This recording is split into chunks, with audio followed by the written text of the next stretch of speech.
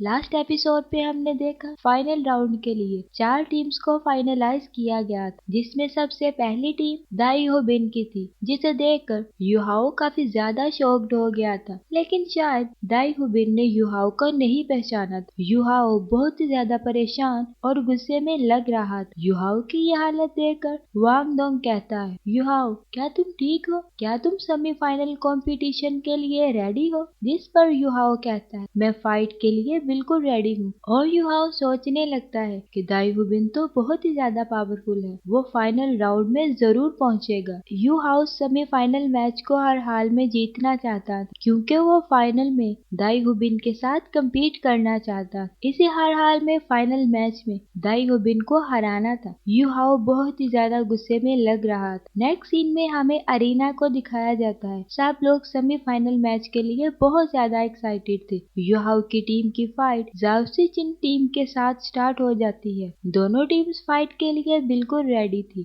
जाओ सी चिन लेवल 25 का soul master था, लेकिन ये बात युहाओ की टीम को बॉदर बिल्कुल भी नहीं करती है, क्योंकि उन्होंने तो लेवल 32 के सोल मास्टर को भी हरा दिया था। जाओ सी चिन की टीम युहाओ पर अटैक करती है, लेकिन युहाओ बहुत ही आसानी से इनके इस अटैक को डॉज कर देता है। वांग डोंग और युहाओ अपनी मार्शल सोल्स को एक्टिवेट कर लेते हैं और वो जाओ सी चिन की टीम पर अटैक करने लगते हैं। वो दोनों बहुत ही आसानी से जाओ सी चिन की टीम को हरा देते हैं। इस तरह से युहाओ की टीम अब फाइनल राउंड में पहुंच चुकी थी। दूसरी तरफ दाई हो बिन ने भी बहुत ही आसानी से अपनी अपोजिट टीम को हरा दिया था। दाई हो बिन तो बहुत ही ज्यादा पावरफुल था। सामने वाली टीम इसकी फाइटिंग टेक्निक के सामने बिल्कुल बेबस थी। इस तरह दाई हो बिन की टीम भी अब फाइनल राउंड में पहुंच जाती है। अरीना में खड़े क्राउड के शोर से युहाओ को इस बात का अंदाजा हो गया था कि दाई हो बिन की टीम ने अपनी अपोजिट टीम को हरा दिया है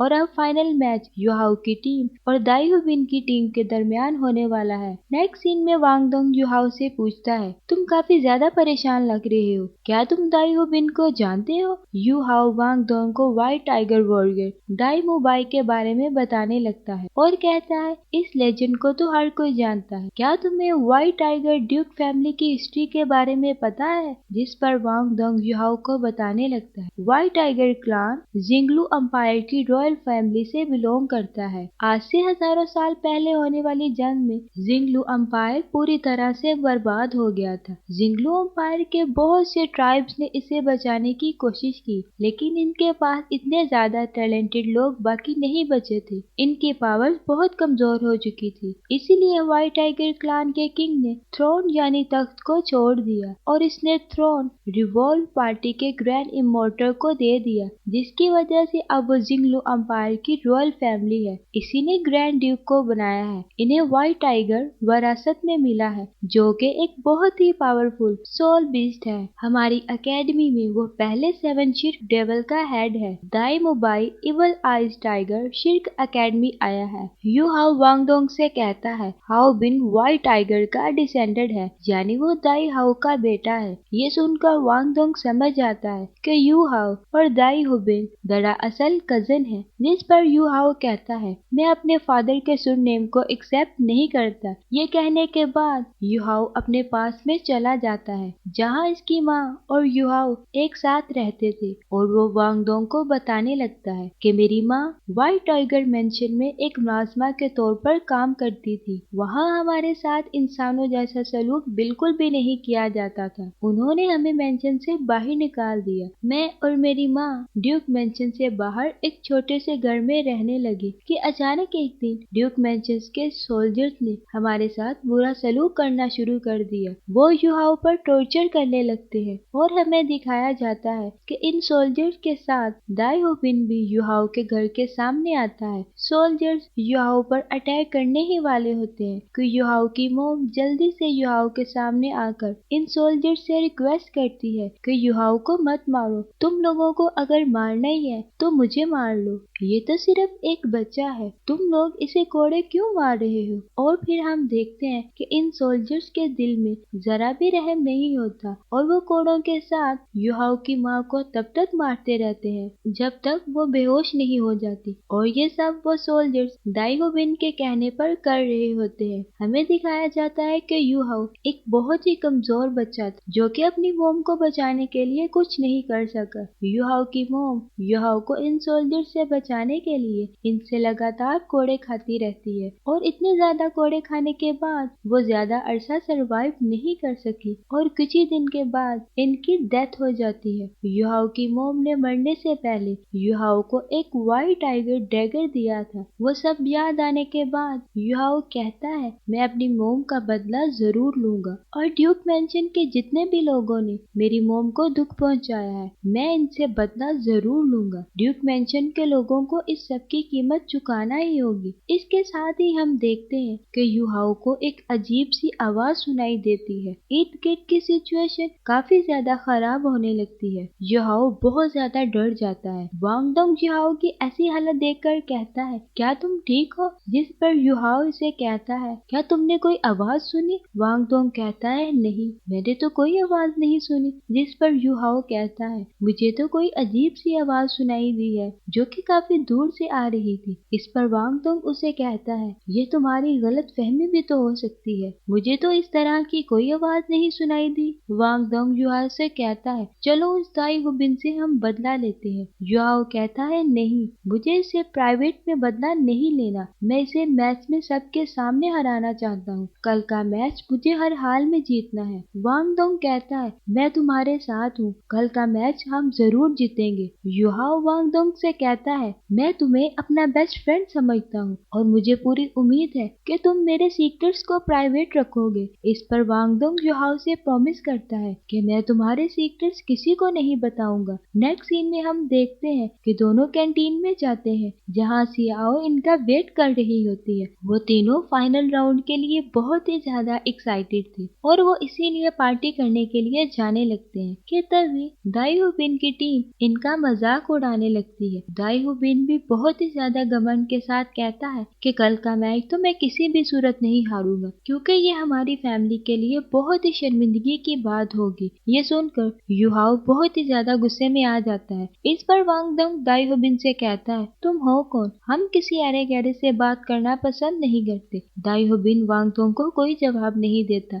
next day final round start हो जाता है। दाई हुबिन और इसकी टीम बहुत ही ज्यादा घमंड के साथ अपना इंट्रोडक्शन देती है। वांग डोंग कहता है तुम्हारी पावर से मुझे कोई फर्क नहीं पड़ता, आज तुम लोगों को हार का सामना करना ही होगा। सीनियर्स भी फाइनल मैच को देखने के लिए अरीना में आ चुके थे। शिर्क एकेडमी के डीन कहते हैं मुझे लगता है कि आज के विनर दाई हुबिन की टीम होगी क्योंकि दाई हुबिन की टीम बहुत ही ज्यादा स्ट्रॉन्ग है। इनकी ताकत के सामने युहाओ की टीम बहुत ही ज्यादा कमजोर है। और वो वाइस डीन क्वीन दादो से पूछते हैं आपका इस बारे में क्या ख्याल है? जिस पर वाइस डीन कहते हैं आपका इस बारे में क्या ख्याल है अगर दूसरी टीम जीत जाए और अगर आपको सोल गाइड ब्रांच के लिए 3 साल में कोई नया स्टूडेंट चूज करना पड़ा? तो इस पर शिर्क एकेडमी के डीन वाइस डीन से कहते हैं तो क्या आप फिर से मार्शल सोल एकेडमी के मेंबरशिप के साथ कोलैबोरेट करना चाहते हैं? जिस पर वाइस डीन कहते हैं मार्शल सोल एकेडमी तो सिर्फ बेसिक एजुकेशन के लिए है। और वो शिर्क एकेडमी के डीन से कहते हैं कि तुमने जिस टीम को सेलेक्ट किया है इसे तुम डिसाइपल के तौर पर चूज नहीं करोगे। मिस्टर फैन भी इन सब की बातें सुन रहे होते हैं और वो युहाओ की तरफ देखते हुए कहते हैं युहाओ हमारी सोल गाइड ब्रांच का सर मत झुकने देना। दूसरी तरफ एल्डिया टीचर जामा से कहती है कि दाई हुबिन की टीम के पास 3 सोल रिंग्स है तो क्या तुम्हें सच में लगता है कि युहाओ की टीम ये मैच जीत पाएगी? जिस पर टीचर जामा बहुत ज्यादा कॉन्फिडेंस के साथ कहती है तुम्हारे स्टूडेंट्स के पास भी तो 3 सोल रिंग्स थी और इनके पास तो एम्बर पगोड़ा की पावर भी थी, लेकिन फिर भी युहाओ की टीम ने इनका क्या असर किया? क्या तुम्हें वो सब याद नहीं है? जिस पर एल्जिया कहती है तो चलो आज देख ही लेते हैं कि तुम्हारा ये गुरूर कब तक बरकरार रहता है। फाइनल मैच स्टार्ट हो जाता है। दाई हुबिन अपनी व्हाइट टाइगर मार्शल सोल को एक्टिवेट करता है और इसके बाकी के टीम मेंबर्स भी अपनी मार्शल सोल्स को एक्टिवेट कर लेते हैं। वो सब युहाओ की टीम पर अटैक करने के लिए बिल्कुल रेडी थे। वांग डोंग दाई हुबिन पर अटैक करने के लिए आगे बढ़ता है।